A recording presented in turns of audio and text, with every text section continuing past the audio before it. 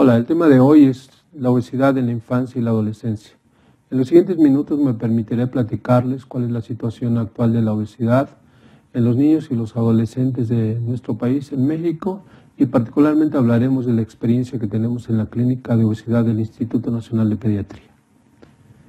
Podríamos sintetizar en estas 5 líneas lo que es la obesidad. Es una enfermedad inflamatoria de carácter sistémico, es una enfermedad de la cual sabemos que tiene un impacto negativo en economía y por supuesto en salud, que se conocen perfectamente sus causas y sus factores detonantes y que presumimos que es un diagnóstico fácil, pero también sabemos que su tratamiento es bastante difícil. En el panorama epidemiológico de nuestro país, sí, la situación es bastante grave y es una consecuencia de lo que ha ocurrido en el mundo. Observemos lo que la Organización Mundial de la Salud nos describe de manera oficial. En 1980 señala rápidamente que la prevalencia del sobrepeso y la obesidad se publicó en la población mundial, se duplicó en la población mundial. Esto evidentemente llamó la atención de manera inmediata, pero estamos hablando prácticamente hace 35 años. Esta situación se hace alarmante cuando en el año 2008 prácticamente la cuarta parte de la población en el mundo tenía el problema de sobrepeso y obesidad, y particularmente hablando de obesidad afectaba a la mujer. Y esto tiene mucho que ver con lo que es la réplica transgeneracional que se está haciendo del fenómeno. Finalmente, en el año 2012, un dato muy alarmante, particularmente para los que vemos niños y adolescentes. Más de 40 millones de niños menores de 5 años de edad, reporta la Organización Mundial de la Salud, padecen el problema. ¿Qué estamos haciendo en términos de prevención temprana? De tal manera que hoy día la población de más corta edad ya padece el problema, seguramente poco. Nuestro país no escapa de la circunstancia y ha sido distinguido como el país que ocupa el segundo lugar en prevalencia de obesidad de adultos a nivel mundial y que somos el país con mayor prevalencia del problema en la etapa de niños y adolescentes. Es muy importante que sepan que de acuerdo con la encuesta nacional de salud y nutrición del año 2012, el 73% de la población adulta de México tiene sobrepeso o obesidad, mientras que 1 de cada 3 adolescentes padece el problema. Pero el asunto parece centrarse solamente en esos datos duros y sin embargo en un análisis más intencional tendríamos que decir varias cosas respecto al fenómeno de la obesidad en nuestro país. Para nosotros en México representa una verdadera emergencia sanitaria el problema de la obesidad y las enfermedades crónico-degenerativas que se relacionan. Es una circunstancia que está afectando la productividad académica, la productividad de carácter laboral y que pone en riesgo la viabilidad de la nación. Es un problema que está en el campo de los administradores de nuestro país. Es un problema que le está costando muchísimo al mismo. Es muy importante que nosotros entendamos que la obesidad en el mundo, y nuestro país no excluye de esto, representa una etapa o una expresión antievolutiva de la especie humana. Por primera vez en la historia de la humanidad se presume que la esperanza de vida de las nuevas generaciones va a ser menor de la de sus progenitores. Es una circunstancia alarmante y que evidentemente debe de sujetarnos a todos los responsables a tomar medidas para contener esta grave circunstancia. Veamos el por qué se puede considerar que impacta en la productividad, en la esperanza de vida y que es una expresión de carácter antievolutivo. En nuestro país, hacia principios del siglo pasado, la esperanza de vida era muy poca, alrededor de 32 años, tanto como para hombres como para mujeres. El ascenso que se fue dando década tras década, de pronto se detiene a partir de la década de los 70, cuando de pronto observamos que se desacelera y prácticamente es en 1990 para la fecha en donde prácticamente no hemos avanzado en esperanza de vida. Y si nosotros observamos qué es lo que ocurrió, podemos también entender la coincidencia de la detonación que se dio de la prevalencia de sobrepeso, obesidad y sus complicaciones con la desaceleración de esa ganancia de esperanza de vida que tenemos en nuestro país. Pero es muy alarmante observar de qué se está muriendo nuestra población y particularmente debemos destacar que lo hacen cada día a más corta edad. Observen ustedes este dato. Y este dato lo debemos de recordar más adelante en la disertación. ¿De qué se están muriendo las mujeres en la etapa de los 35 a los 44 años? Nuestras mujeres, las mujeres mexicanas, están muriendo de enfermedades como enfermedad cardiovascular, diabetes y sus complicaciones y cáncer, en edades tan tempranas como 35 a 44 años de edad. Esa es la realidad más profunda de los datos estadísticos de cómo está incidiendo la obesidad en nuestra población. Si observamos cuál es el comportamiento de las diferentes encuestas de nutrición y después encuestas de salud y nutrición, nos damos cuenta que fue un incremento que en el último sexenio se desaceleró. Pero eso no quiere decir que hemos mejorado. Quiere decir que evidentemente se han venido tomando medidas a nivel nacional para contener esta circunstancia, pero no lo hemos podido reducir. Tanto no se ha podido reducir que, igual como ocurre en otras partes del mundo, hay dos grupos que han sido vulnerados de manera sustantiva: las mujeres, y particularmente las mujeres en edad fértil, y los niños. Veamos en la parte de las mujeres en edad fértil. Observen ustedes que dependiendo de la década de la vida en que se encuentren, la prevalencia de sobrepeso y obesidad es muy alta. Observemos que la prevalencia de sobrepeso y obesidad en mujeres que están entre 20 y 29 años alcanza 57% de ellas. Mujeres que gestan en la década de los 30 y los 40, la prevalencia de sobrepeso y obesidad alcanza el 74%. Y algunas que llegan a gestar después de los 40 años, observen ustedes la prevalencia de sobrepeso y obesidad en las mujeres que están entre 40 y 50 años, supera el 80%. Esto es importante porque sabemos que es el primer ambiente en el cual se va a exponer un ser humano, el famoso macroambiente. Así que hemos tocado esta parte de la población, hemos tocado a la mujer en edad fértil y con ello hemos tocado al producto de la gestación. Un ejemplo es los datos que refiere el Instituto de Salud más importante en términos de medicina perinatal de nuestro país. El Instituto Nacional de Perinatología registra que el 80% de sus mujeres que atienden embarazadas tienen sobrepeso o obesidad. Esto evidentemente ha dado un resultado nada agradable. La frecuencia de diabetes gestacional, enfermedad hipertensiva y complicaciones perinatales en estas mujeres es muy alta.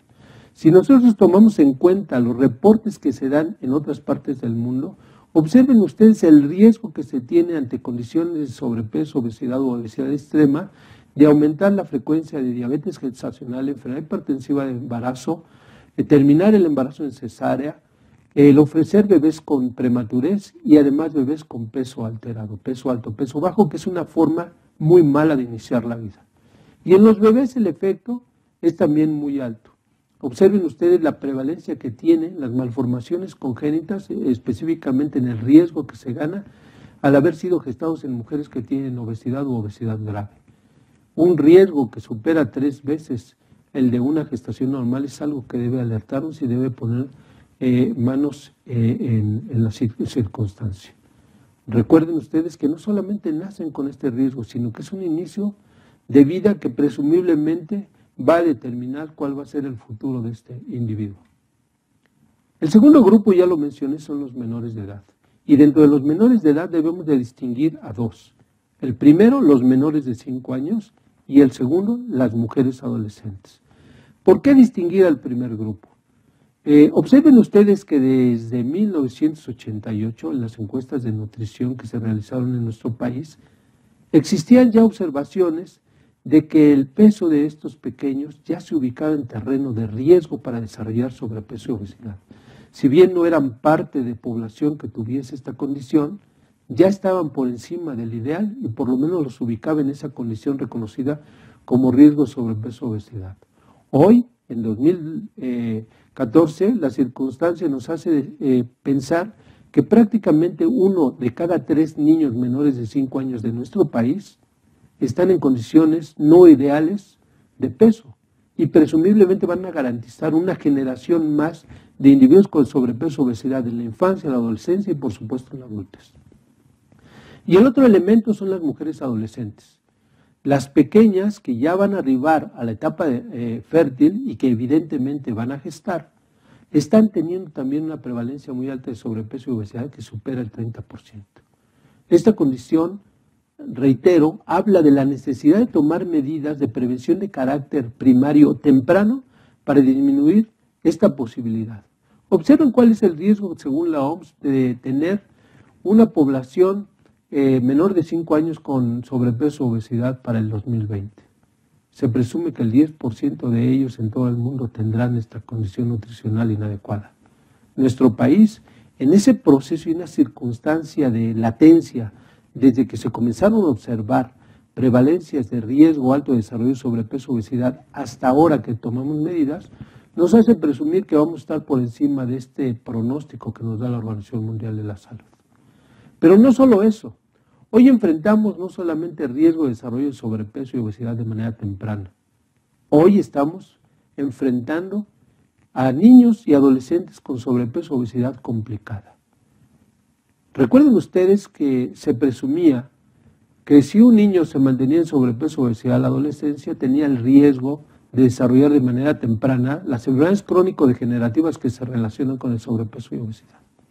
En nuestro caso, en nuestro país, los niños no tienen que llegar a la adultez. La condición de sobrepeso o obesidad ha favorecido a que haya una prevalencia alta de niños y adolescentes con complicaciones de las llamadas crónico-degenerativas que hoy día dejaron de ser de la población adulta y son ya también de los niños y de los adolescentes. Un ejemplo es que por lo menos en los niños que atendemos en el Instituto Nacional de Pediatría, el 38% integran perfectamente síndrome metabólico, que ya hablaremos de él más adelante, y que evidentemente nos habla de la situación. Hablaba yo de que el impacto es grave en cuestiones de salud y en economía. ¿Y cómo no va a ser esta la circunstancia cuando observamos que nuestras instituciones de salud que atienden adultos registran que más del 80% de los individuos que son atendidos por cualquier enfermedad, además del padecimiento que los lleva al hospital, presentan sobrepeso y obesidad? Esto tiene implicaciones en morbilidad, en mortalidad y en costos de atención. Y evidentemente hace insalvable la circunstancia y pone en riesgo la viabilidad de nuestro sistema de salud.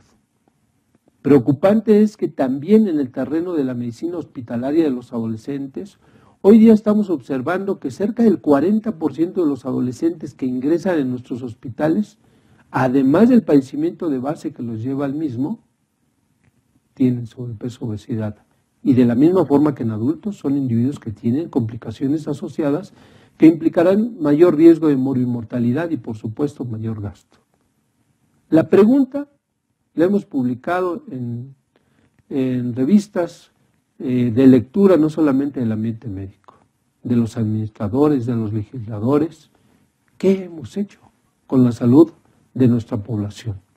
La respuesta es muy clara. Si no actuamos, el colapso es lo que amenaza a nuestro país. Sin embargo, existen oportunidades. No seamos solo alarmistas.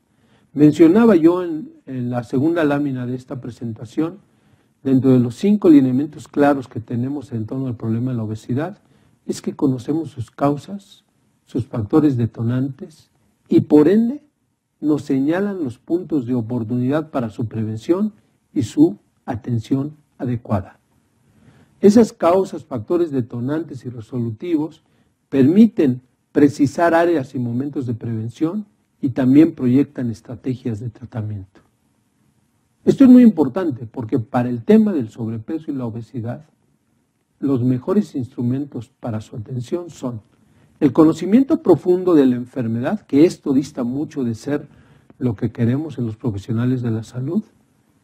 El segundo punto es la prevención temprana, es decir, si bien nos desgastamos en tratar de resolver el problema en los pacientes que tienen sobrepeso o obesidad, el enfoque debe ser directo a evitar que aquellos que no padecen la enfermedad se adhieran al grupo de los que sí la tienen. Por eso, las acciones de prevención primaria son sustantivas y necesarias en todos los terrenos de vida del ser humano en México. Y finalmente, para los que padecen el problema de sobrepeso o la obesidad, no existe un esquema que se pueda generalizar. Debemos entender que el tratamiento del paciente que padece sobrepeso y obesidad es un tratamiento que debe ser altamente individualizado. No podemos tratar por igual a un niño que a un adolescente, a un niño que a una niña, a una adolescente que a un adolescente, a un adulto que a un adulto. Recuerden ustedes que en términos de la génesis de la obesidad inciden múltiples factores de carácter biológico, de carácter social y de carácter psicológico que hacen muy individual la enfermedad y por ende el tratamiento. El concepto biológico que tenemos hoy día de la obesidad es un concepto interesante, amplio y que es bastante incluyente de lo que hoy día conocemos de este padecimiento. Es una enfermedad de carácter sistémico, inflamatorio, que a través de diferentes mediadores tiene diferentes impactos para la salud, se caracteriza por el exceso de grasa y que potencialmente impacta en la salud y economía del individuo. El conocimiento que desde 1994 tenemos en relación al tejido adiposo, ya no solo una reserva de energía en el cuerpo, sino un sustrato potencial de citocinas en condiciones de enfermedad, nos hace pensar que es hoy día el sistema endocrino más importante que tiene el ser humano dentro de sí. La obesidad, sin embargo, no solo es adiposis. Hoy día se reconoce por las aportaciones a nivel global que la obesidad constituye un fenómeno de programación multifactorial continua a lo largo del ciclo vital y que es de carácter transgeneracional. ¿Qué quiere decir esto? Que existen puntos claros en los que se está gestando el problema de la obesidad y que hoy nos hacen presumir que no es solamente un estilo de vida en donde se come en exceso y en donde se gastan pocas calorías por ser sedentarios. Existe una programación temprana que nos lleva al desarrollo de obesidad temprana y condiciones que predisponen a que nosotros seamos obesos y vivamos sus complicaciones. En ese sentido, podemos distinguir que los orígenes que tiene el sobrepeso y la obesidad se pueden dividir en dos grandes grupos.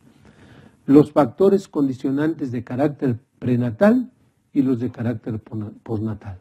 Los de carácter prenatal son a su vez aquellos que son pregestacionales y los que son gestacionales. De los primeros tenemos que decir que es toda la condición nutricional que caracteriza a los individuos que van a aportar su gameto. Es decir, el estado nutricional del hombre que aporta su espermatozoide y de la mujer que va a aportar su óvulo. El estado nutricional de ellos incide directamente en lo que va a ser la salud gestacional. Y entonces aparece el segundo factor prenatal de la obesidad, que es la salud gestacional.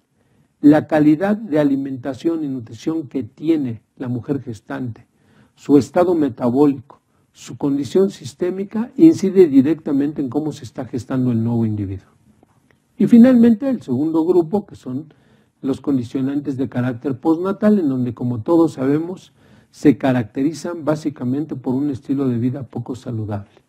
Sin embargo, en el terreno de la pediatría debemos distinguir que hay condicionantes que debemos de tomar como oportunidades de prevención. Esto es la etapa temprana de la vida del ser humano y, por supuesto, los primeros 2 años de la vida, como los principales momentos junto con la etapa de gestación, de moldeamiento o de plasticidad en las cuales podemos incidir para bien o para mal. Si nosotros ofrecemos condiciones de salud temprana a las nuevas generaciones, podríamos presumir que vamos a comenzar a contener el fenómeno.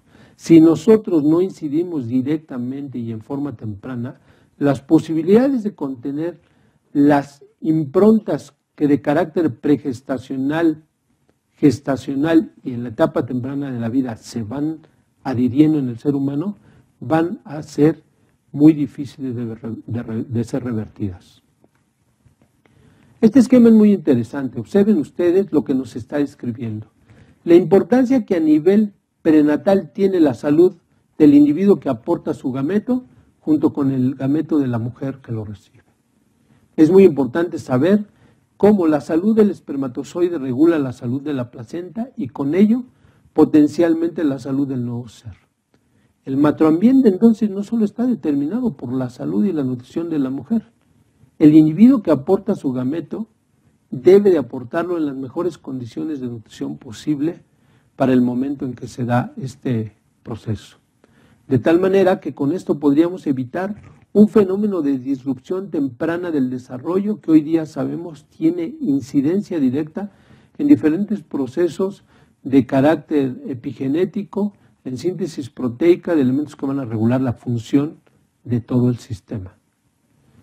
Sabemos muy bien que existen carencias nutricionales específicas aún en mujeres con exceso de peso. Esto es muy importante reconocerlo, porque también hoy día sabemos que dependiendo de las carencias nutricionales es que nosotros podríamos tener un impacto en diferentes órganos. Particularmente se han estudiado las carencias de hierro, zinc, de folato, de B12 y por supuesto de calcio. Observen ustedes que dependiendo del tipo de carencia nutricional y el momento que incide, pueden ustedes desarrollar una impronta en el área de carácter funcional y estructural de sistemas como el riñón, de sistemas como el tejido endocrino, el sistema endocrino, de sistemas como el sistema cardiovascular, que van a detonar en condiciones que van a favorecer que el individuo, desde que nace, desarrolle tempranamente sobrepeso, obesidad y las enfermedades crónico-degenerativas. Por ello es muy importante reconocer que la salud nutricional de la mujer que gesta puede ser el mejor momento donde nosotros podemos cortar el ciclo transgeneracional de la obesidad. Y no solamente las carencias nutricionales que son frecuentes en la mujer que tiene sobrepeso y obesidad van a tener su impacto. También existe la condición en donde la obesidad en sí misma genera un riesgo de hiperinsulinemia y un riesgo de hiperleptinemia. Estas dos condiciones van a favorecer por mecanismos de carácter molecular a un efecto epigenético negativo sobre lo que es la síntesis proteica de diferentes mediadores de carácter proteico y enzimático que regulan, entre otras cosas, el metabolismo celular. Así, el hecho de que nosotros vivamos hiperleptinemia o hiperinsulinemia genera una condición de estrés oxidativo que incide en la transcripción del RNA hacia lo que va a ser la base para la síntesis proteica, y con ello vamos a tener diferentes sistemas alterados, sistemas que van a predisponer al desarrollo de enfermedades metabólicas y cardiovasculares que predisponen a muerte temprana. Y por si fuera poco, existe también un efecto de la leptina y la insulina en exceso a nivel de la neurogénesis de lo que va a ser el circuito del apetito y la saciedad. De tal manera que cuando una mujer gesta con sobrepeso y obesidad, presumiblemente va a incidir a través de leptina y de insulina para que la neurogénesis de los núcleos que conforman el circuito del apetito y la saciedad se desarrollen de manera anómala. De tal manera que el bebé nace con una predisposición a comer en exceso y a no saciarse. Y con ello, comenzar a comer de más en las etapas tempranas de la vida y desarrollar de manera temprana el proceso de obesidad. Así está hoy día el conocimiento, de tal manera que la nutrición de los progenitores y la nutrición de la mujer gestante podrían comenzar a romper el ciclo transgeneracional de la obesidad. Podrían incidir directamente en disminuir los riesgos en términos de metilación de DNA y de acetilación y conformación de histonas, para con ello evitar síntesis proteica alterada.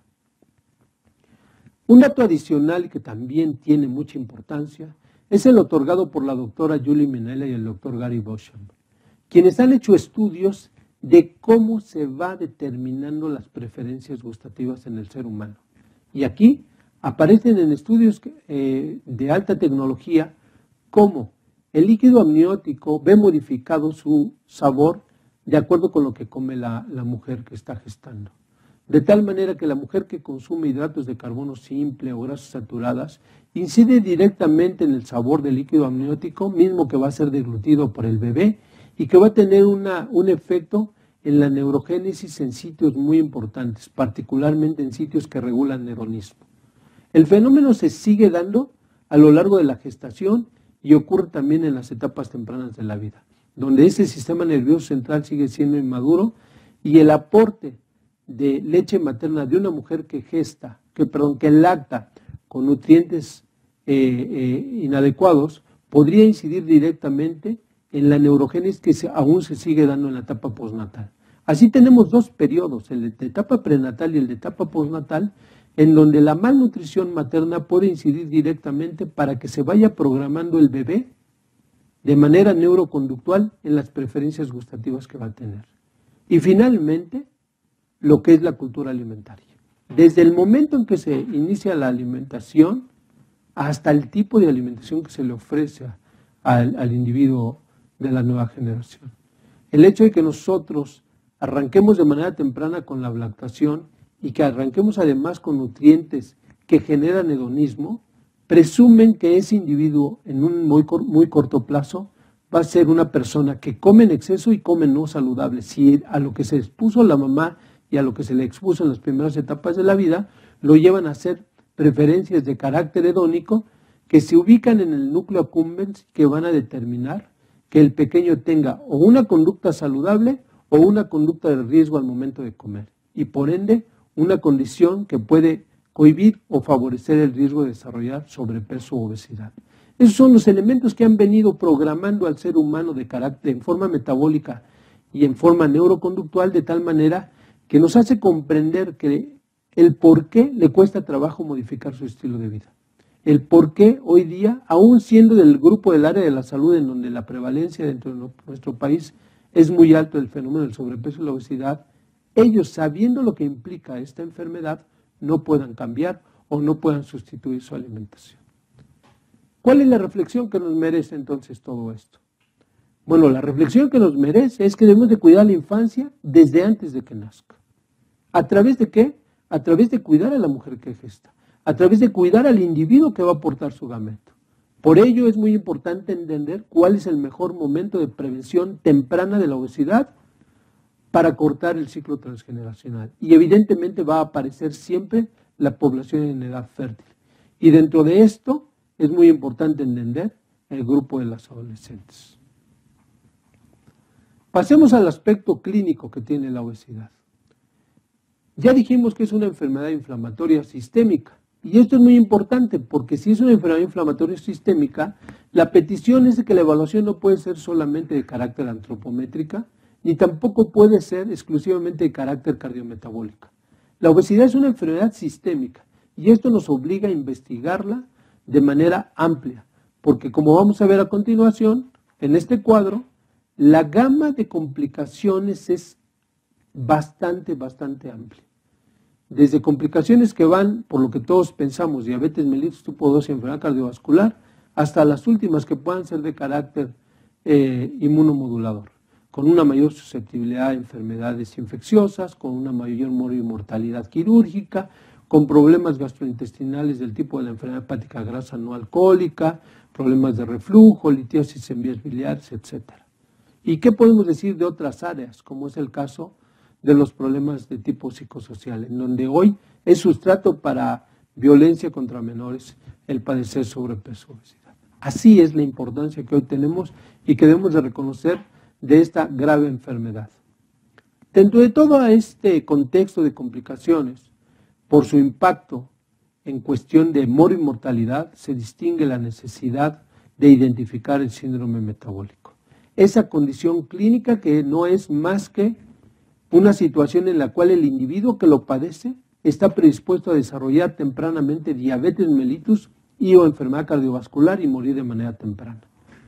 El síndrome metabólico hoy día tiene una elevada prevalencia de la mano con el problema de la obesidad.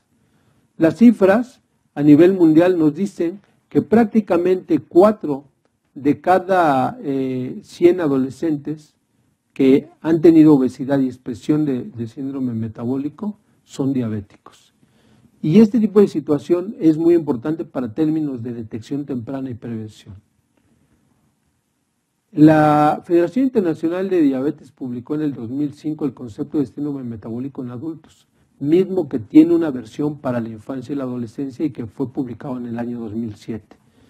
Nos permitió conocer el consenso de los diferentes elementos que integran el síndrome metabólico y nos lleva al terreno de la simpleza clínica para su diagnóstico y para su aplicación en una forma de tamizaje y detectar casos tempranos de diabetes mellitus, enfermedad cardiovascular y aquellos individuos que tienen riesgo de muerte temprana.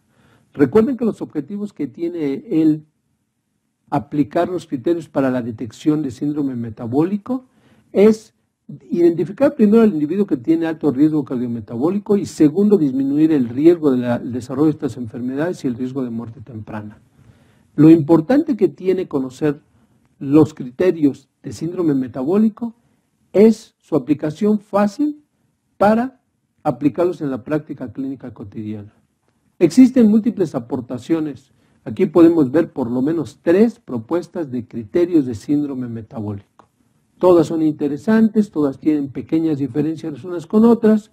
Estas otras de igual manera tienen sus observaciones. En términos generales debemos saber que son 5 los parámetros que debemos de evaluar para diagnosticar el síndrome metabólico, y es particularmente la obesidad central, que es el dato cardinal para el diagnóstico de esta entidad. Síndrome metabólico es igual a obesidad central más 2 de 4 de los siguientes criterios. Los criterios que tienen que ver con lípidos de alta densidad bajos, triglicéridos elevados, hipertensión arterial e intolerancia a la glucosa. En esta publicación en 2007 es donde la Federación Internacional de Diabetes consensó cómo se debía diagnosticar el síndrome metabólico, alertaron sobre el riesgo de que sea la primera generación que morirá antes que sus progenitores y precisaron en estos 5 parámetros que, si me permiten reiterar, son los siguientes. Obesidad central como dato cardinal.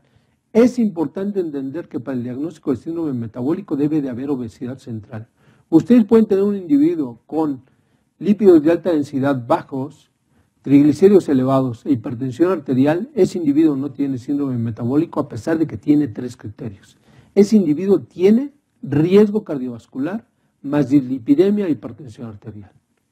El individuo que tiene síndrome metabólico asociado a obesidad debe tener eso, obesidad central más 2 de los 4 criterios que ustedes observan en la lámina, y en los cuales en la circunferencia abdominal tiene parámetros de referencia publicados en ese mismo volumen de la Federación Internacional de Diabetes, y mencionaré a continuación, y también parámetros de normalidad para hipertensión arterial, en donde recuerden ustedes que la tensión arterial se registra y se puede llevar a su referencia de normalidad o no en relación con las tablas de referencia 2004 publicadas por la Academia Americana de Pediatría, que toma como parámetro de normalidad diferentes cifras en base a la estatura, el género del individuo y, por supuesto, la edad. El consenso de la Federación Internacional de Diabetes definió que en menores de 10 años se pueden identificar factores de riesgo. En individuos de 10 a 16 años se aplican los criterios que con anterioridad he descrito, y en mayores de 16 años se utilizan los criterios para adultos. Estas tablas nos permiten saber que existen parámetros de referencia para circunferencia abdominal en población mexicoamericana, niños y adolescentes. Es muy importante que en el artículo original ustedes tomen en cuenta la propuesta acorde con la población que ustedes están estudiando. Evidentemente es deseable que tengamos cada quien nuestras tablas de referencia. Hablando de diabetes mellitus tipo 2 en niños y adolescentes mexicanos, permítanme decirles que se presume que al menos el 25% de los individuos que tienen una obesidad severa podrían tener intolerancia a los hidratos de carbono, intolerancia a la glucosa. ¿Esto qué implicación tiene? Que seguramente hay muchos casos de diabetes mellitus en ciernes y muchos más que ya están y que infortunadamente no son diagnosticados. Esto tiene implicaciones muy graves en términos de salud, morbilidad y mortalidad. Si no los detectamos a tiempo, estos individuos evidentemente van a ser lastimados por la enfermedad, van a caer en el terreno de la falta de productividad, en el terreno de una esperanza de vida muy acortada. Por eso es muy importante pensar que dada la prevalencia que tenemos nosotros de alteraciones metabólicas en los niños obesos que se observan en México, presumiblemente debemos ahondar en la evaluación de los niños que llegan a nuestro consultorio y que tienen sobrepeso y obesidad. Es muy importante reconocer los factores de riesgo para el desarrollo de la diabetes. Recuerden ustedes, antecedentes serofamiliares de diabetes mellitus tipo 2 en familiares de primero y segundo grado, la raza o la etnia, la historia materna de diabetes o de diabetes gestacional, el peso anormal al nacer, que es un parámetro muy importante, y la presencia de marcadores de resistencia a la insulina en el individuo que estamos evaluando, sea porque tiene acantosis nígrica, sea porque es una niña y tiene síndrome de ovario poliquístico, sea porque es un niño que además de tener sobrepeso, obesidad es hipertenso o es dislipidémico o todo junto, que eso también infortunadamente es frecuente, se observa. Es muy importante recordar hoy día los aspectos de carácter molecular. Recordemos el sustrato de carácter molecular que implica el fenómeno de resistencia a la insulina y por ende el desarrollo de síndrome metabólico. En esta lámina nosotros podemos observar las condiciones de normalidad y anormalidad que se suceden en términos de un individuo que tiene sobrepeso o obesidad. Recordemos que las membranas celulares de toda la economía tienen receptores de membrana para la insulina. Al ser activado por la hormona, va a promover que se active el sistema de la fosfatilinositol 3-sinasa y con esto, por un lado, se sinteticen glucotransportadores tipo 4, se transloquen, vayan a la pared celular, tomen la molécula de glucosa y la adentren a la mitocondria. Por otra parte, si la célula es endotelial, además del proceso que acabo de mencionar, lo que ocurre es que la fosfatilinositol 3-sinasa va a activar a la sintetasa del óxido nítrico y esto va a promover la síntesis de este producto que ofrece dilatación de endotelio. Por otra parte, también las funciones que tiene la insulina por otra línea enzimática es la activación de la proteína activada por mitógeno. La sinasa de la proteína activadora del mitógeno, que es la MAPK, tiene la capacidad en el endotelio de promover la síntesis de endotelina 1A, de moléculas de adhesión como ICAM, BECAM, etc. y algunos factores de crecimiento. ¿Qué ocurre cuando existe obesidad en el individuo? Recuerden ustedes que la obesidad central se asocia directamente con el riesgo cardiometabólico. Esto es, por la capacidad que tiene la grasa visceral, variante del tejido adiposo blanco, de producir citocinas proinflamatorias y dejar de producir adiposinas de carácter proantiinflamatorio. Es decir, deja de producirse adiponectina y comienza a producirse citocinas proinflamatorias y adiposinas que favorecen al riesgo cardiometabólico. Se bloquea la capacidad de fosforilar el sustrato del receptor de insulina tipo 1 y con ello se bloquea la posibilidad de activar a la fosfatilinositol 3-sinasa. Con ello entonces no tendremos nosotros la posibilidad de hacer síntesis de glucotransportadores tipo 4 y la glucotransportación, además del adentramiento de la glucosa, y eso nos lleva a hiperglucemia y finalmente a diabetes. Por otra parte, el hecho de no activar a la fosfatilinositol 3-sinasa conlleva que no se active la sintetasa de óxido nítrico y con ello no haya este elemento y disfunción en el endotelio. Al ser un fenómeno de carácter por receptor, en donde se evita el haber fosforilado al sustrato del receptor tipo 1 de insulina, se preserva la otra línea de actividad de la misma. Esto es la actividad que tiene sobre la sinasa de la proteína activadora de mitógeno. Y con ello se preserva la función de la síntesis de endotelina 1A, la síntesis de moléculas de adhesión, con esto funciones de quimiotaxis y la atracción de células de inflamación hacia el endotelio, particularmente de macrófagos, generando un proceso inflamatorio, proaterogénico y protrombótico que resulta finalmente en una conjunción en donde la hiperglucemia, la hiperlipidemia, favorecidas por el estado de resistencia a la insulina, además del proceso de inflamación, nos establecen estados de glucotoxicidad, lipotoxicidad e inflamación que va a generar finalmente como corolario estrés oxidativo. En el endotelio, las células fagocitarias, específicamente los macrófagos en esta condición, van a capturar LDLs oxidadas, es decir, lípidos de baja densidad que están oxidadas, las deglute para formar células espumosas que van a llevar a la formación de la placa de ateroma para finalmente detonar la enfermedad cardiovascular que puede acabar con la vida del individuo. En sí, el fenómeno de resistencia a la insulina conlleva hiperglucemia, hiperlipemia, inflamación, estrés oxidativo y con ello se detonan las dos enfermedades, enfermedad cardiovascular y diabetes mellitus. Pero ojalá que todo se estacionara ahí. Infortunadamente existen condiciones adicionales como es el efecto de la glucotoxicidad y la lipotoxicidad y la inflamación y el propio estrés oxidativo sobre otros elementos de la economía. Y particularmente tenemos que distinguir el efecto que tiene sobre el sistema de los receptores activados por proliferadores de peroxisomas. Este sistema tiene funciones muy específicas de carácter inmunomodulador y de carácter antiinflamatorio que se ven alterados en casos de resistencia a la insulina, de tal manera que el individuo que tiene resistencia a la insulina, además de estar expuesto al desarrollo de diabetes mellitus y o enfermedad cardiovascular, se observa en una condición de alteración inmunomoduladora muy grave.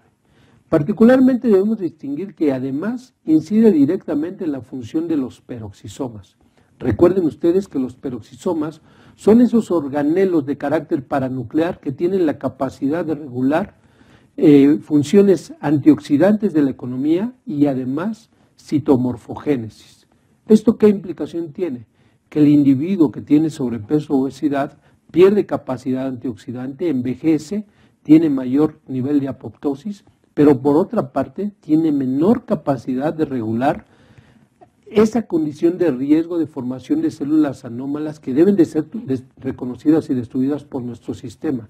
De tal manera que esto explica el por qué los individuos que tienen sobrepeso o obesidad tienen mayor predisposición a cáncer. Así, toda la brecha de desarrollo de complicaciones asociadas al problema de sobrepeso y obesidad alcanzan situaciones tan dramáticas que hoy día las hacemos evidentes en la mortalidad de nuestra población.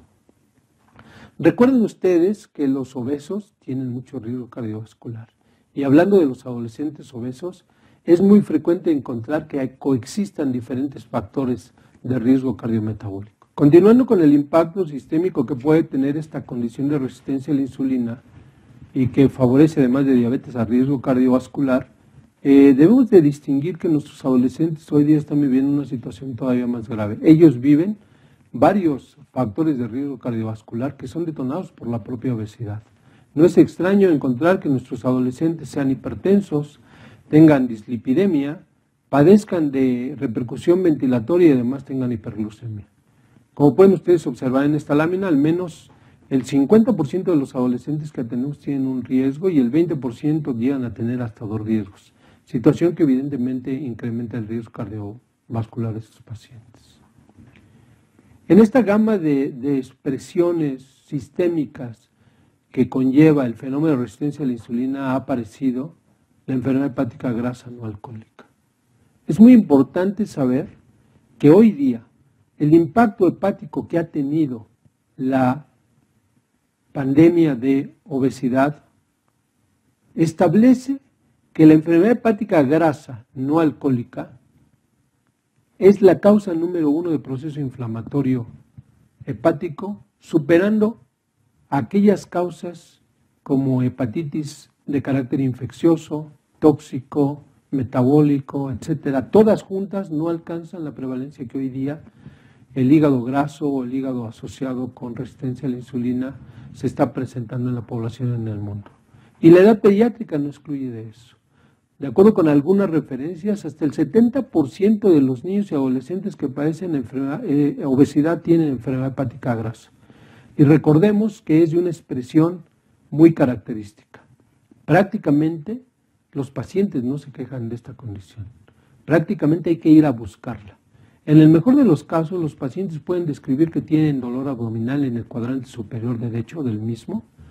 También podría sentir una expresión de plenitud al momento de comer, pero es más bien a través de la exploración intencionada, buscando crecimiento hepático, dolor a la hora de palpar y por supuesto en los estudios bioquímicos que nosotros podríamos detectarla.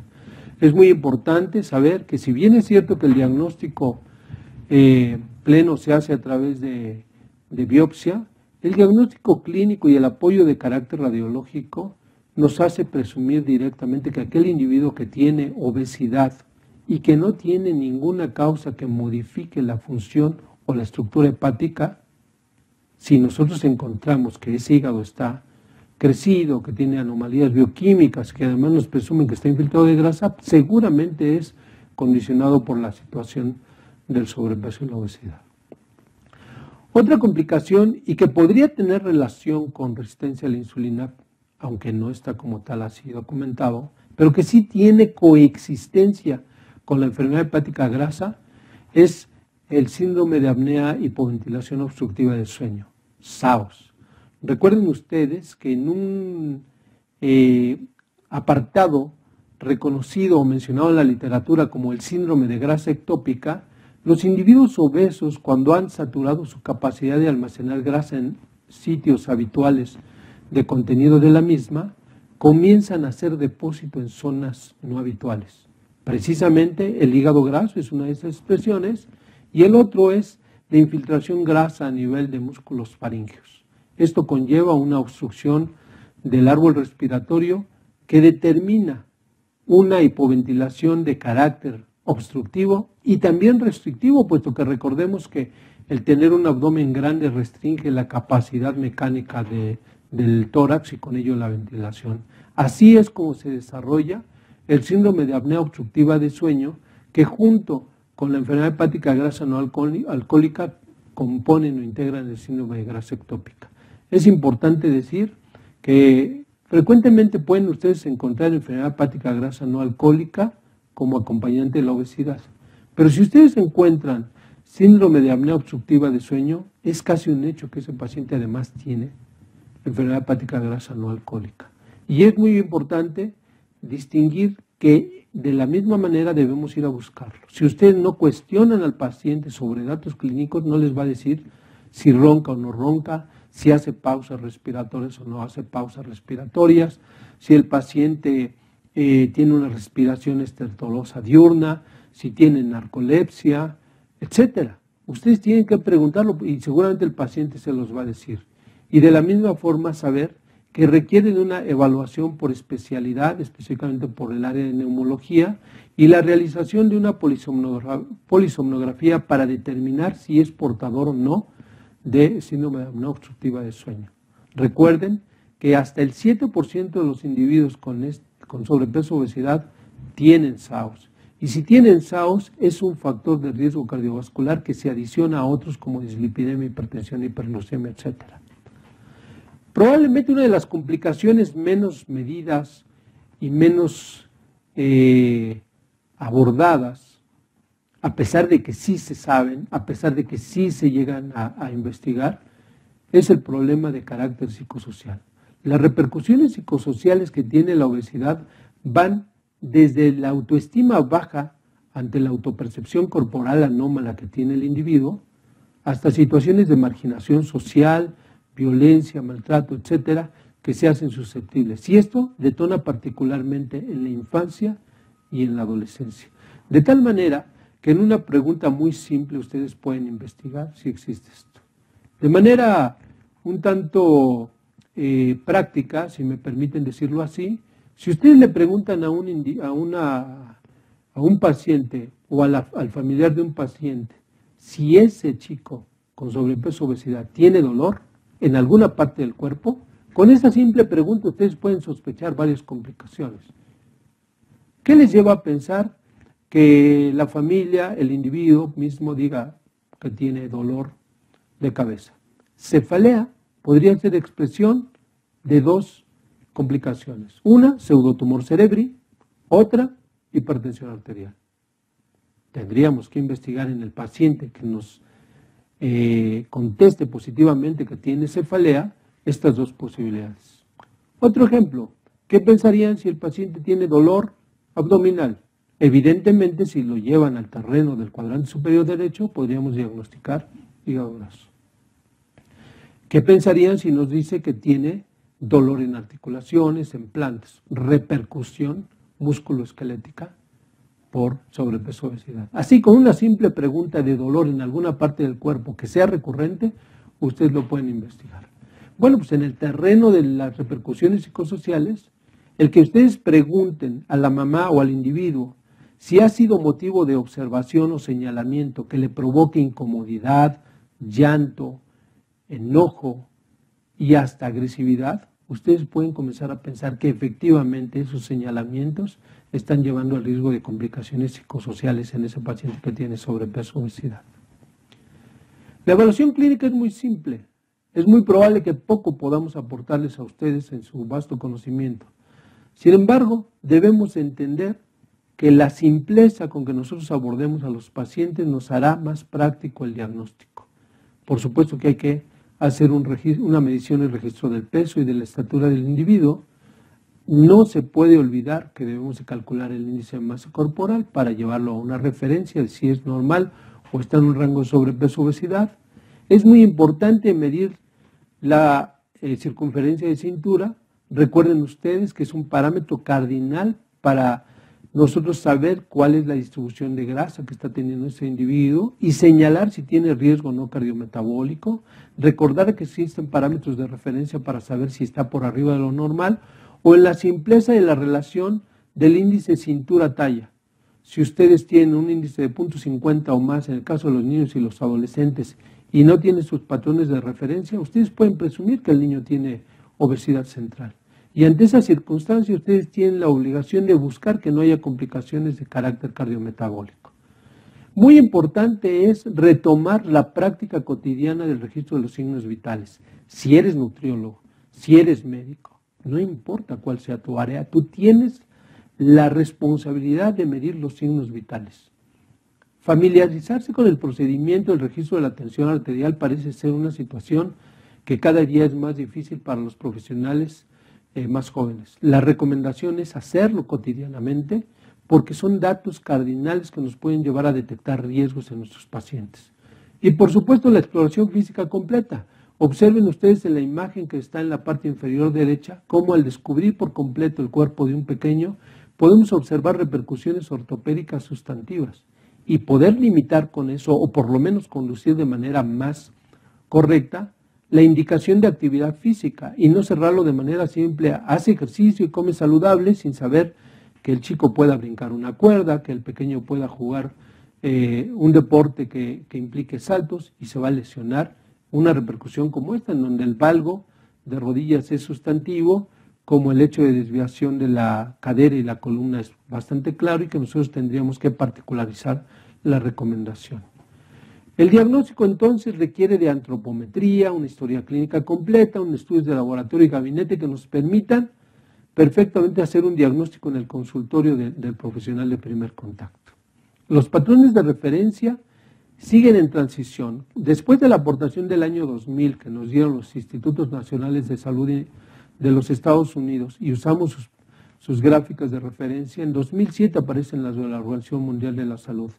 Nosotros hemos evaluado ambas, existen diferencias importantes, recordemos que las segundas fueron hechas de una forma multiregional y probablemente van a venir a sustituir a las primeras, de hecho prácticamente está ya en práctica ello.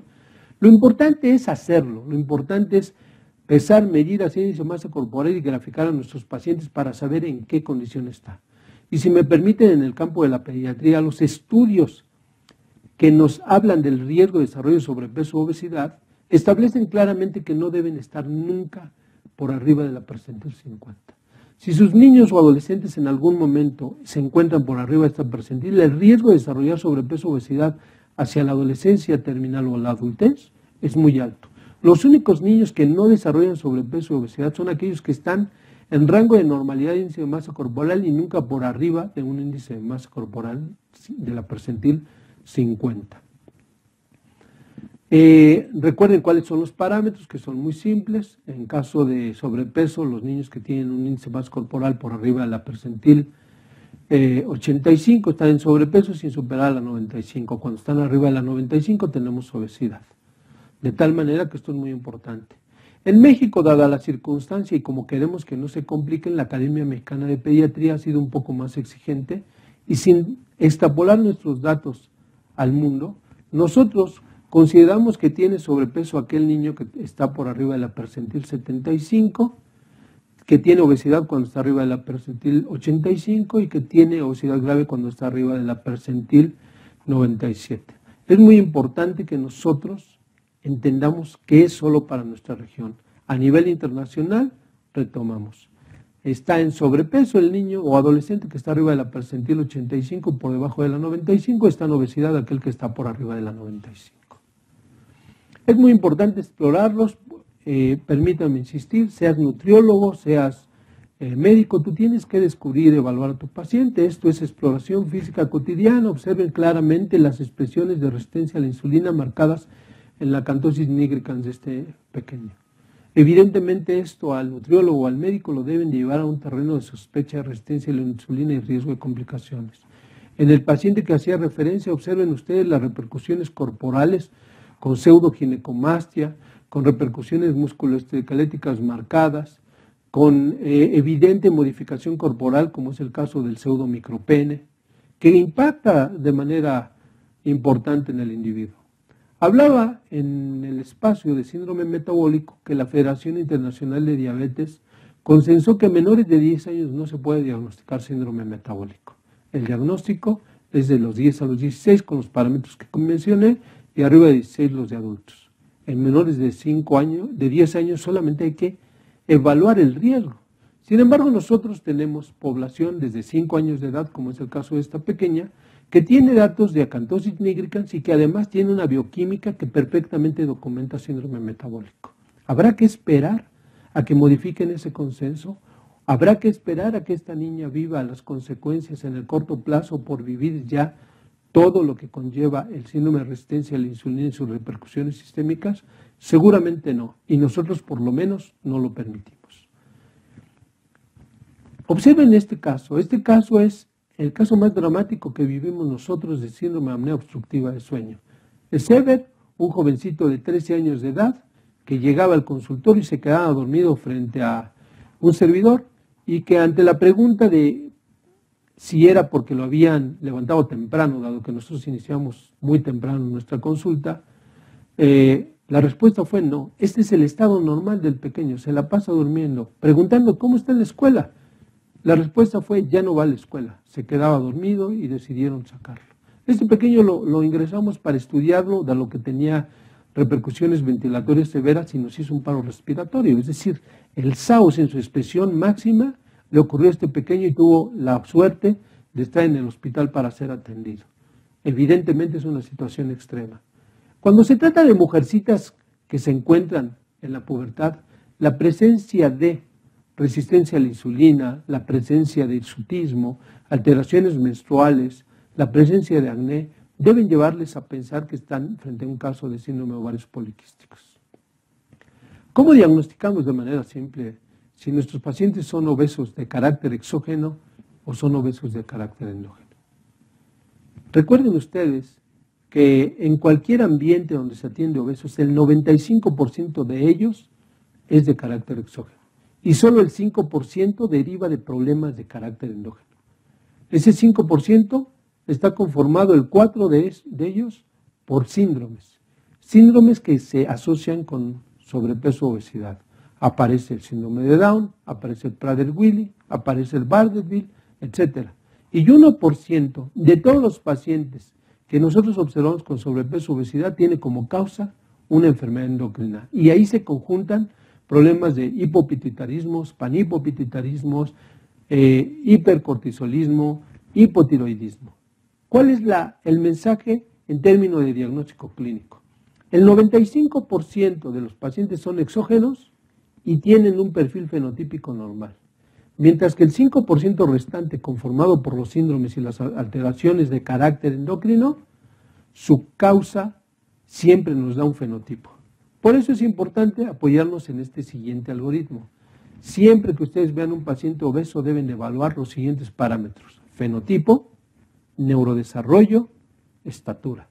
Si ustedes tienen un paciente con sobrepeso u obesidad y su fenotipo es normal más allá de la expresión del sobrepeso, neurodesarrollo es normal y además tiene una talla normal o alta, ustedes tienen prácticamente el diagnóstico de que están frente a un paciente con obesidad exógena.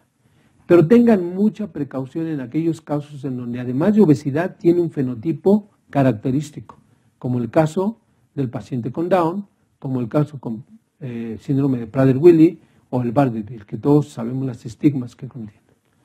Que tienen un neurodesarrollo alterado, sin una causa clara, y que son de talla baja como una situación agregada.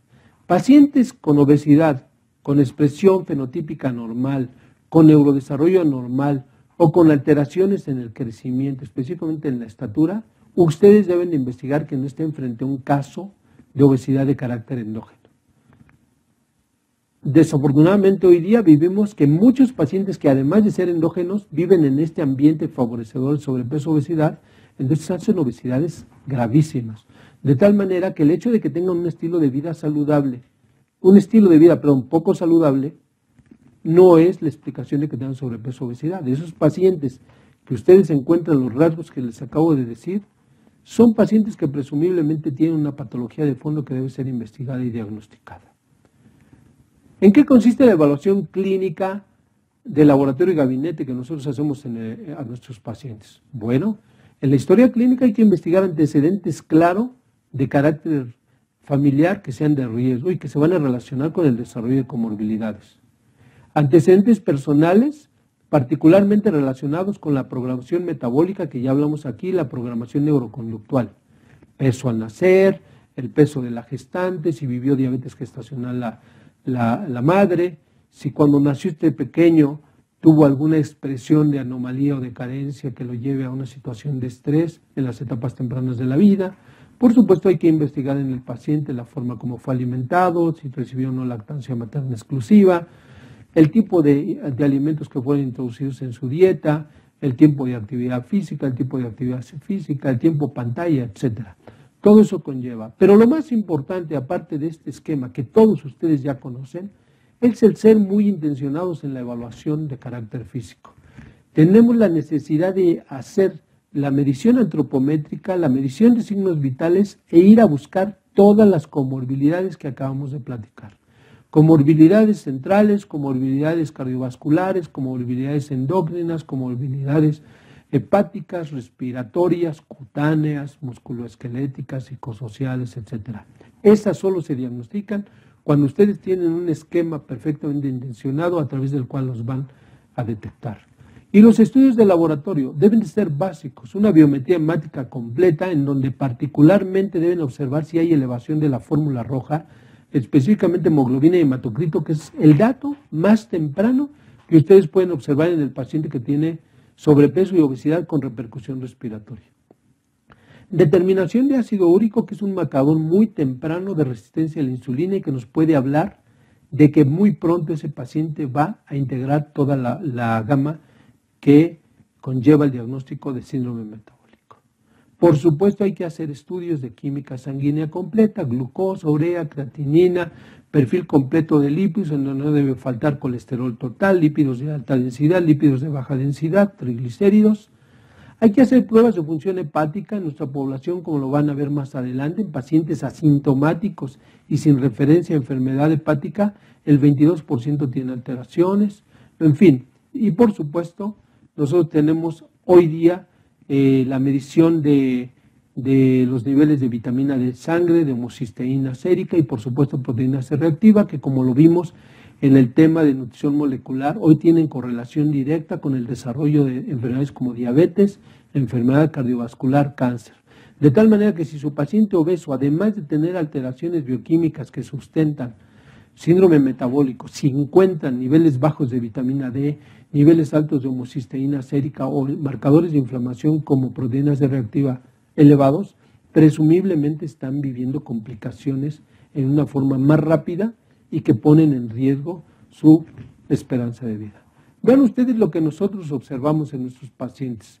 Prácticamente el 82% de ellos llegan a nuestra consulta por sospecha de resistencia a la insulina. Es decir, son obesos, además les encuentran acantosis y nos envían al paciente por la posibilidad de que tenga síndrome metabólico.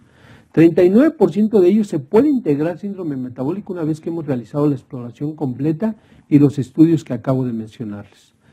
Este dato es muy importante y coincide mucho con referencias hechas en Norteamérica, en donde prácticamente 1 de cada 4 pacientes de la infancia y la adolescencia con obesidad tienen hipertensión arterial. SAOS, nosotros encontramos una prevalencia de 1.6% asociado con polisomnografía porque fueron estudiados solamente 3 pacientes. Recuerden el dato, 7 de cada 100 son los que lo pueden tener. Desórdenes menstruales. El 17% de las mujeres que atendemos presentan desórdenes menstruales y ameritan ser investigadas a que no tengan síndrome de ovarios poliquísticos. Modificaciones corporales sustantivas, particularmente en los varones, de pseudo micropene y pseudoginecomastia, el 33% de nuestros pacientes. Anormalidades ortopédicas. Recuerden ustedes que el sistema musculoesquelético es el primero que se ve afectado por el sobrepeso y obesidad. Con tan solo un 10% de sobrepeso y obesidad, ustedes pueden tener repercusiones en este sistema. Desórdenes psicosociales. 4 de cada 10 de nuestros pacientes ha tenido señalamientos o observaciones respecto a su condición corporal que les ha generado problemas de carácter psicosocial. En los estudios de laboratorio básicos que hice referencia y habrán de ser realizados en todos los pacientes que tienen sobrepeso o obesidad, independientemente del motivo por el cual acudan a su consulta, observen lo que nosotros encontramos. 18% de ellos tenían hiperglucemia, es decir, glucosas arriba de 100 en condiciones basales. Dislipidemia mostrado por hipercolesterolemia total, hipertrigliceridemia, descenso de HDL o elevación del LDL, más de la mitad de nuestros pacientes. El dato que les hacía referencia, 22% de nuestros pacientes tienen elevación del ácido úrico y 22% también tienen elevación de las enzimas hepáticas, como muestras claras de resistencia a la insulina y que nos hacen reforzar aún más la conducta que independientemente de que tengan o no expresión clínica, uno debe de investigar en el paciente obeso estos parámetros. Y bueno, todo esto es el conocimiento general. Todo esto es algo que nosotros debemos de conocer. Hasta aquí hemos platicado muchos aspectos que son del conocimiento de ustedes.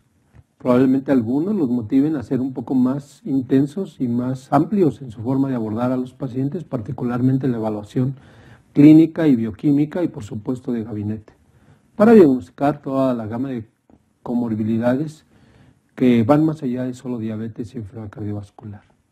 Pero el asunto más importante es cómo vamos a tratar la obesidad y cómo vamos a tratar sus complicaciones.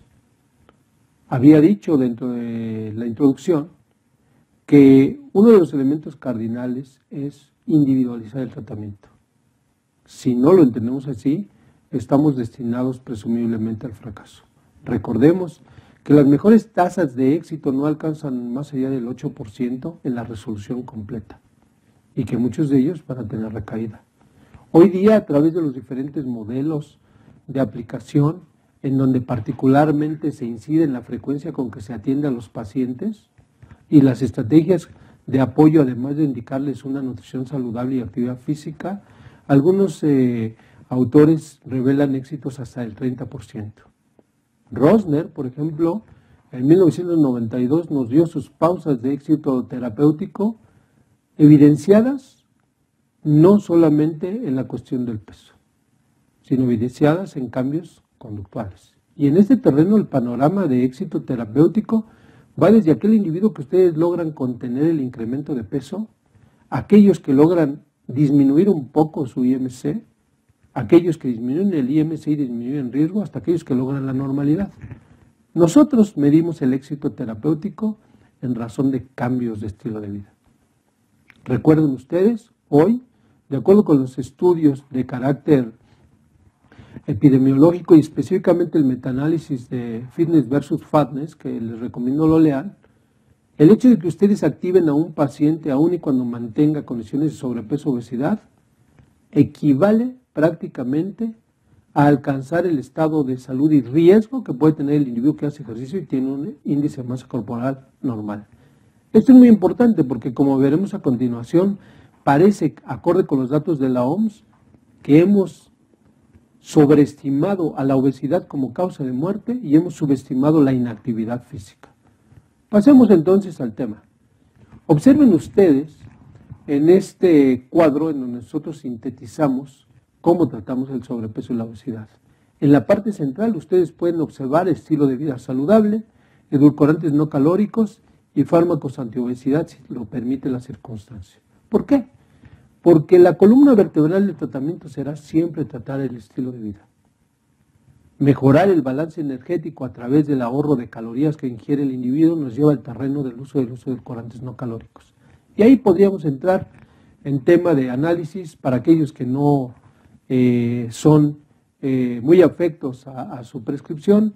a aquellos que entendemos que son un recurso cuando existe una programación por lo dulce. Y por supuesto, el uso de fármacos antiobesidad, que hasta hace un año se centraba solamente en Orlistat y que hoy día locarcerina, fentermina con topiramato, etcétera, han sido autorizados por FDA y presumiblemente se van a extender. Recuerden, son opciones terapéuticas. La base es el estilo de vida. Pero al individualizar el tratamiento, nosotros tenemos la responsabilidad de haber evaluado de manera amplia a nuestro paciente y saber si tienen complicaciones metabólicas o no, si tienen complicaciones asociadas a resistencia a la insulina o no, si tienen complicaciones ortopédicas o no, si tienen complicaciones cardiovasculares o no. ¿Por qué? Porque hacer un estilo de vida implica prescribir actividad física. Y si su paciente, niño o adolescente y por supuesto adulto, tiene alguna comorbilidad no detectada, podrían causar más daño que beneficio. Por eso es importante saber la salud metabólica, cardiovascular, musculoesquelética de nuestros pacientes, su salud respiratoria, para saber qué es lo que vamos a ofrecerle. Y hoy día, en el advenimiento de la nutrición molecular que hemos de platicar en otro espacio, ¿sí?, tenemos la oportunidad del uso de nutrimentos con capacidad epigenética que nos pueden ayudar en el control de la propia obesidad y por supuesto en el control de sus complicaciones, como veremos más adelante. Por supuesto deben de apoyarse con profesionales de especialidades cuando tienen SAOS, con neumólogos, cuando tienen problema ortopédico, con ortopedista, cuando tienen problemas de carácter psicosocial, con psiquiatras o psicólogos, etcétera. Tienen la necesidad de coordinar un equipo, no necesariamente armar equipos multidisciplinarios en su consultorio, sino coordinarse con otros especialistas para ofrecerle a su paciente el mayor beneficio posible. ¿Qué hay del manejo del estilo de vida? Pues nosotros, como muchos otros en el mundo, hemos adoptado la terapia cognitivo-conductual como el mejor recurso a través del cual se puede modificar estilos de vida. Evidentemente, este debe ser aplicado conforme a las características que tiene cada individuo. Recuerden que el estilo de vida saludable a través de la terapia cognitivo-conductual requiere punta de lanza, que es el rapport. ¿Y cómo se hace rapport? En la capacidad que tiene el médico de abordar, de cautivar, de darle confianza a su paciente para que éste lo instrumente de información y el médico o el profesional de la salud, nutriólogo o psicólogo, pueda cambiar la conducta. Es muy importante entender que para manejar el estilo de vida se deben de tomar en cuenta aspectos como si sabe o no nuestro paciente administrar su tiempo, administrar o no su dinero, si sabe lo que es una alimentación saludable, si realiza o no una actividad física cotidiana. Ahí es muy importante y hay publicaciones muy interesantes respecto a esto. Frecuentemente aquel individuo que nos dice que no realiza ninguna actividad física es porque no tiene una actividad física programada. Pero debe detallarse porque hay sedentarios activos, entre comillas, y hay activos sedentarios, entre comillas. Permítanme explicarles. Hay sedentarios activos que son aquellos que no tienen una actividad programada, pero su actividad cotidiana conlleva que camine a lo largo del día. Ese individuo potencialmente puede ser un individuo activo que está siendo señalado como sedentario sin serlo. Y al revés, aquel individuo que sobreestima su actividad física porque ejercita una marcha de poca intensidad, 15 a 30 minutos todos los días, y se pasa el resto del día sentado. Entonces, habrá que tener mucho cuidado del nivel de actividad física, la intensidad de la actividad física, la modificación de la frecuencia cardíaca ante esto, para nosotros poder realmente considerar si es sedentario o no un individuo. Después de ese paréntesis, entender si el paciente sabe reposar, si tiene un sueño reparador. Recuerden ustedes que a menor tiempo de horas de sueño, mayor riesgo de tener sobrepeso o obesidad por la respuesta al estrés que conlleva el no reposar, la liberación de neurohormonas y hormonas que ejercen su efecto para mayor apetito y por supuesto la capacidad de prevenir y controlar el estrés. Todo esto es parte del estilo de vida. Recuerden el esquema de las 6C que hablan desde los aspectos citogenéticos hasta los aspectos culturales y los aspectos socioeconómicos de un país, pasando por las condiciones de la familia, las condiciones de carácter cultural, etcétera, que pueden determinar cómo está el asunto del estilo de vida de un paciente. Nosotros trabajamos el estilo de vida tratando de dar confianza a nuestros pacientes y llevándolo al terreno de las 5 D del cambio conductual. ¿Cuáles son esas 5 letras D del cambio conductual? Evaluamos, primero que nada, si tienen decisión de cambio. Una vez que corroboramos que están decididos, evaluamos la D de la disposición al cambio. ¿Qué está dispuesto a dar para cambiar? Si sabemos que está decidido y está dispuesto, le ofrecemos nuestro programa. Y evaluamos la tercera letra D, la D de la disciplina a nuestra propuesta.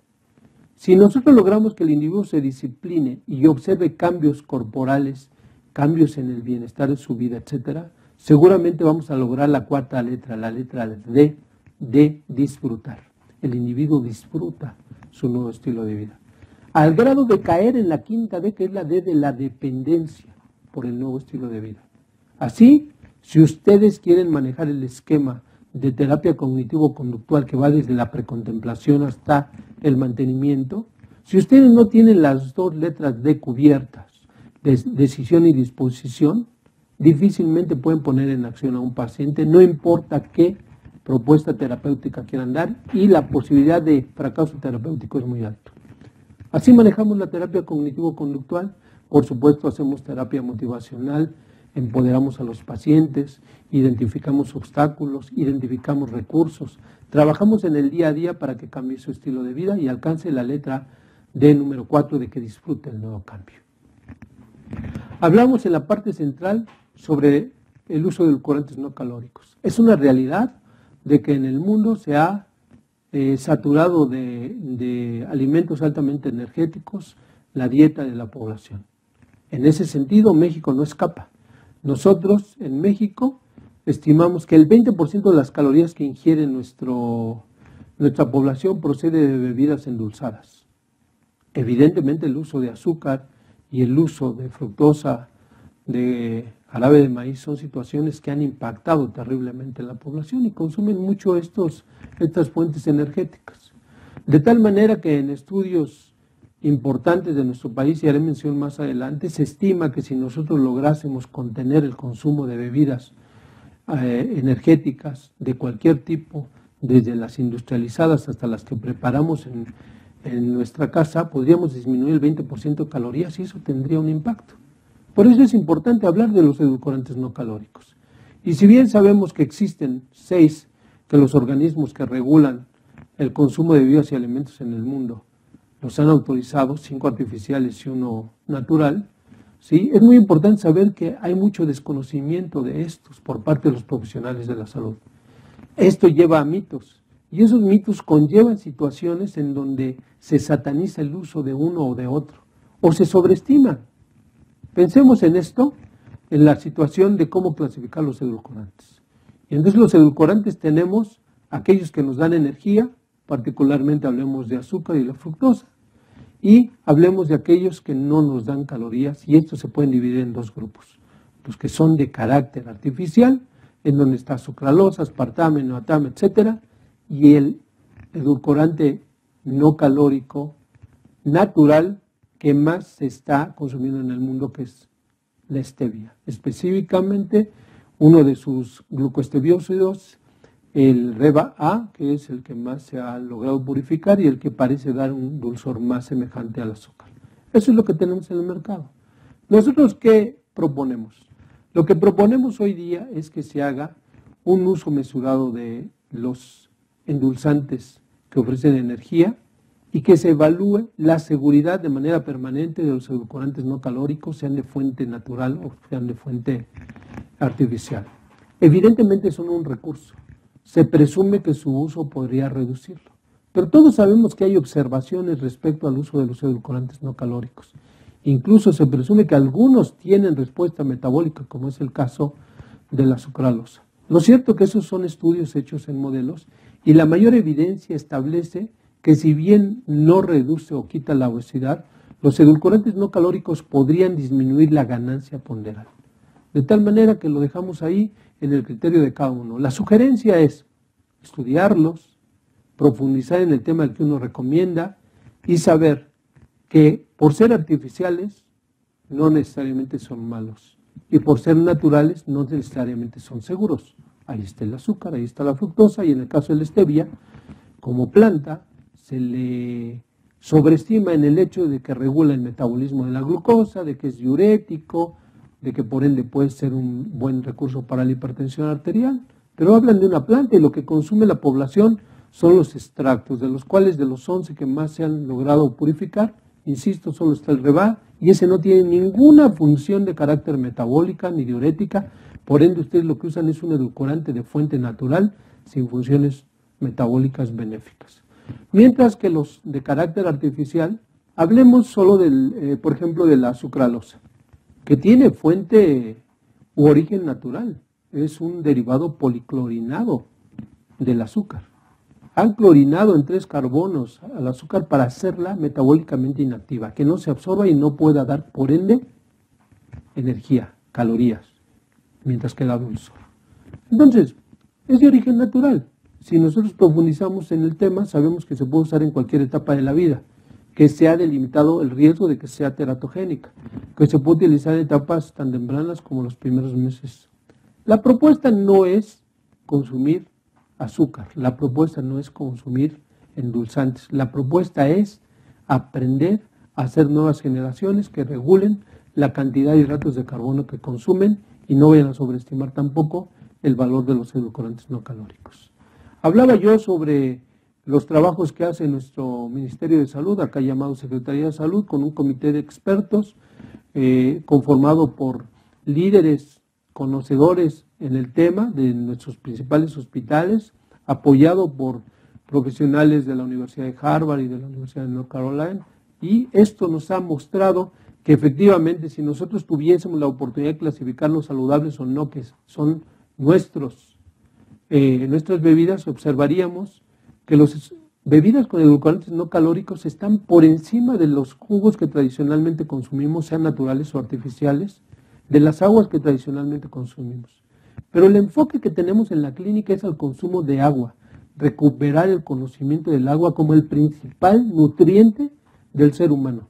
Y no solamente el principal nutriente, es un nutriente que no aporta calorías y ofrece múltiples beneficios.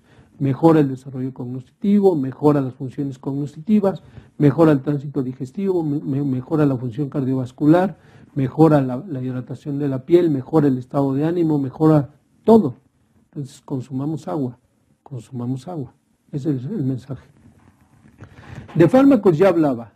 ¿Qué hay de Orlistat? Bueno, pues sabemos que está autorizado, particularmente en la edad pediátrica, estamos para utilizarlo solo en adolescentes. Se puede utilizar solo en aquellos que tienen una dieta rica en grasa por su mecanismo de acción. No les va a dar beneficio de otra forma. Recuerden que tiene como efectos secundarios al alterar la absorción de las grasas, esteatorrea, dispepsia, meteorismo, etcétera. Pero lo más importante, podría alterar la absorción de vitaminas liposolubles y en particular de la vitamina D, que como ya hemos estado mencionando en otros tópicos de este panel, existe una relación directa entre la insuficiencia de vitamina D con mayor riesgo de comorbilidades por obesidad. Así que si van a usar Orlistat, no dejen de apoyar a su paciente suplementándolo con vitamina D. Hay un arsenal que es poco utilizado, que son los fármacos. Nosotros utilizamos metformina para los pacientes que tienen resistencia a la insulina y lo usamos desde los 6 años de edad, independientemente de las propuestas de la Federación Internacional de la Diabetes, y en un momento daré nuestro sustento. Utilizamos hipolipemiantes orales acorde con la American Heart, que nos ha descrito cómo hay beneficios en mejorar el perfil lipídico en aquellos niños que tienen dislipidemia, además de tener obesidad. Utilizamos antihipertensivos y por supuesto hoy día estamos usando nutrimentos funcionales, nutrimentos que han demostrado su capacidad de beneficiar al paciente que tiene obesidad, sea porque atacan directamente el problema de la obesidad o sea porque pueden contener la evolución de las complicaciones. De tal manera que en el contexto de la obesidad y sus comorbilidades, hoy la nutrición aplicada es un excelente instrumento. ¿Por qué utilizamos metformina? Esta revisión sistemática publicada en el año 2013, a mediados del año 2013, tiene una evidencia clara de su beneficio en población, como ven aquí circulado, en individuos desde los 6 años de edad. De tal manera que utilizamos metformina para los niños que tienen expresión clínica y bioquímica de síndrome metabólico, evidentemente de resistencia a la insulina, para disminuir el riesgo cardiometabólico. Por supuesto, en base a la nutrición molecular, el efecto que tienen los nutrientes sobre la expresión o no de los polimorfismos contenidos en los genes, hoy día hemos hecho evaluaciones del uso de algunos nutrimentos para tratar las complicaciones de la obesidad. Recuerden que podemos incidir directamente en el genoma y particularmente tenemos algo de experiencia con el uso del ácido linoleico conjugado, el uso de la vitamina D, y bueno, presumimos que existe el beneficio de algunos productos como las vitaminas C, E, los omegas, por supuesto los probióticos y los prebióticos, en el sentido estricto de apoyo a esto. Por supuesto que hay algunos aminoácidos, particularmente leucina y sus beneficios, arginina y sus beneficios, y algunos micronutrimentos que podrán apoyarnos para controlar las comorbilidades. Hablando del ácido linoleico conjugado, hablemos muy breve de este. Todos sabemos que es un omega 6, sabemos que está compuesto por 28 isómeros, 2 de los cuales, el T10C2 y el C9T11, son los altamente funcionales. Desde que se apareció en el mercado se le encontraron beneficios para contener el problema de la obesidad. Hoy sabemos que por 4 mecanismos, 3 perfectamente comprobados y uno que es teórico, podría mejorar el estado de nutrición en los pacientes obesos. Los probados son porque inhibe al PPAR gamma, que a su vez al ser inhibido, evita que haya una diferenciación del preadipócito en adipócito, por consecuencia disminuye adipogénesis. También va a inactivar a la lipoproteína lipasa adipocítica, evitando que adentre más grasa hacia el adipócito, por ende, por un lado disminuye la hiperplasia y por otro la hipertrofia del tejido adiposo. Actúa sobre las proteínas desacoplantes de tal manera que desvía el sustrato energético hacia la termogénesis y no hacia la producción de ATPs. Este es otro mecanismo perfectamente comprobado. Y un mecanismo teórico es que puede inhibir al neuropéptido Y, y con esto disminuye el efecto orexigénico que tiene este elemento y favorecer a la acción de la proiomelanocortina que inhibe el apetito.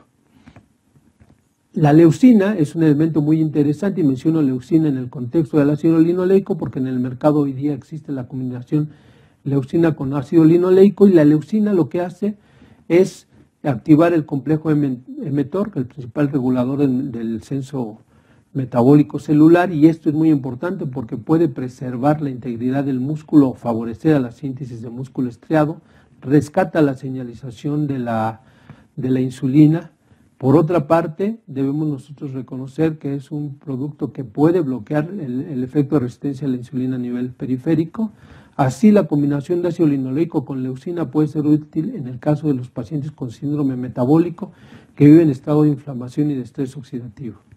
Nosotros lo utilizamos con una población de niños, de 73 niños, en los cuales utilizamos un promedio de 3 gramos de ácido linoleico conjugado, manejamos estilo de vida, por supuesto, y administramos este producto.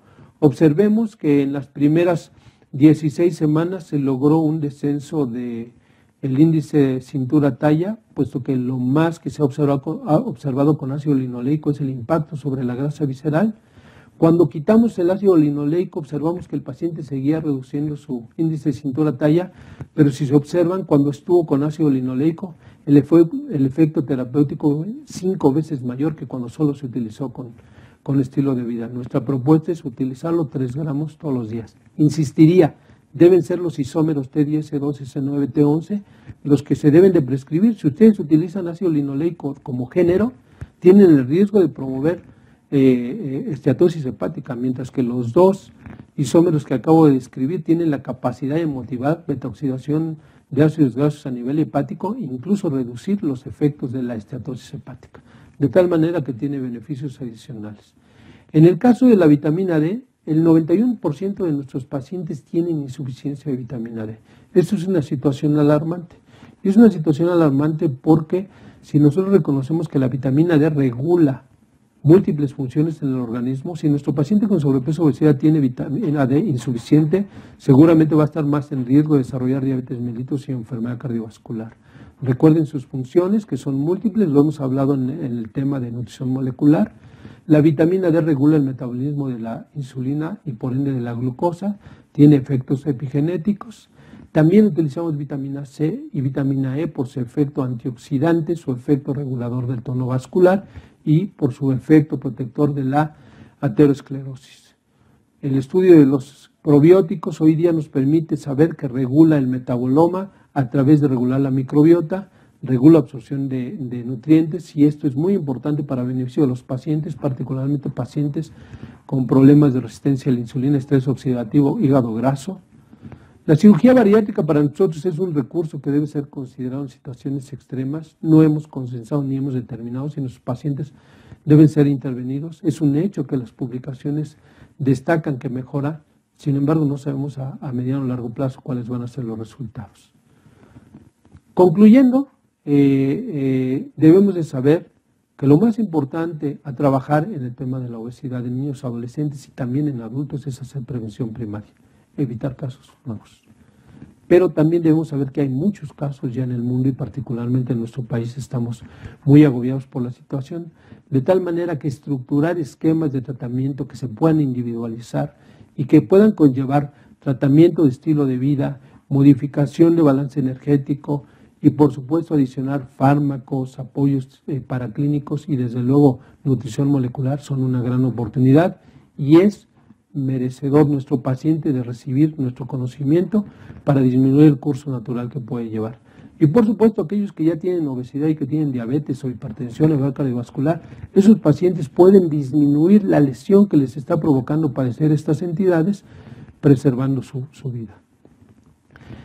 En esta publicación nosotros precisamos un decálogo de lo que se debe hacer contra la obesidad, desde del cuidado de la mujer que va a gestar hasta entregar adultos saludables. La Academia Mexicana de Pediatría tiene acciones perfectamente puntuales para las diferentes etapas de la vida, de tal manera que de manera general, de manera global, nosotros hacemos un trabajo con macroacciones en nuestro país, profesionalizando a los que ejercen el cuidado de la población en México, nutriólogos, psicólogos, médicos, maestros, etcétera, para que conozcan cuáles son las oportunidades que tenemos de prevención. Recordemos que en las estrategias de prevenir la obesidad están los famosos 1000 días, ese periodo de mayor plasticidad del ser humano, esos 270 días que son de la gestación, 365 días del primer año, 365 días del segundo año, que juntos son 1000 días, y que es la etapa de mayor plasticidad para bien o para mal. Si no cuidamos a la mujer gestante y a los niños en la etapa temprana de la vida, presumiblemente el impacto lo tendremos. Por eso es una oportunidad de prevención, por eso insistiría en trabajar en ese periodo de plasticidad de manera intencional para evitar que siga habiendo mayor problema.